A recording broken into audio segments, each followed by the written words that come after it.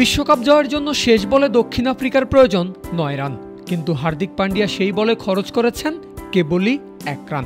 Match শেষ হওয়ার সঙ্গে সঙ্গেই মাটিতে বসে পড়লেন হার্দিক। চোখ বেয়ে যে অশ্রু গড়িয়ে পড়ছে সেটাও স্পষ্ট। আর তখনই ক্যামেরা ঘুরে উইনিং ক্যাপ্টেনের দিকে।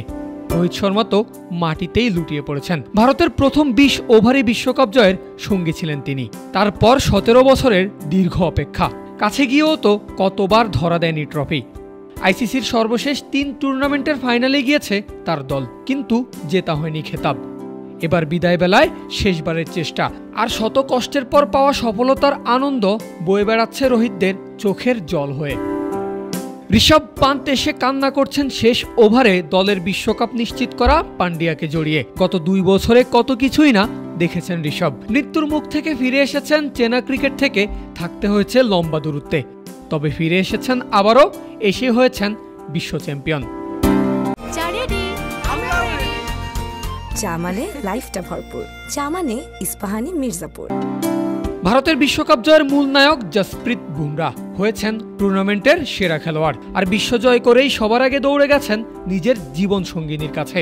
কোহলি ড্রেসিং রুমের দিকে এগিয়ে আসতেই রোহিত তাকে থামিয়ে জড়িয়ে ধরলেন। এমন একটা দৃশ্যই তো দেখার অপেক্ষায় ছিল ক্রিকেটের লক্ষ কোটি ভক্ত। তবে ভারতের এমন আনন্দের মাঝেই এলো এক শোকের বার্তাও। ম্যাচ সেরার পুরস্কার নিতে এসেই কোহলি জানালেন এটাই তার শেষ বিশ্বকাপ। ততক্ষণ অবধিও সবকিছু ঠিকঠাকই ছিল, কিন্তু পরক্ষণেই কিং কোহলি জানালেন এটাই ছিল ভারতের হয়ে তার শেষ টি-20 ম্যাচ। সবাইকে অবাক করে দিয়ে 20 ওভারই আন্তর্জাতিক ক্যারিয়ারের ইতি টানলেন বিরাট, আর যেতে যেতে জিতে নিলেন অধরা টি-20 বিশ্বকাপ শিরোপা। এর চেয়ে ভালো আর কি বা হতে পারত কিংবদন্তি কোহলির সঙ্গে।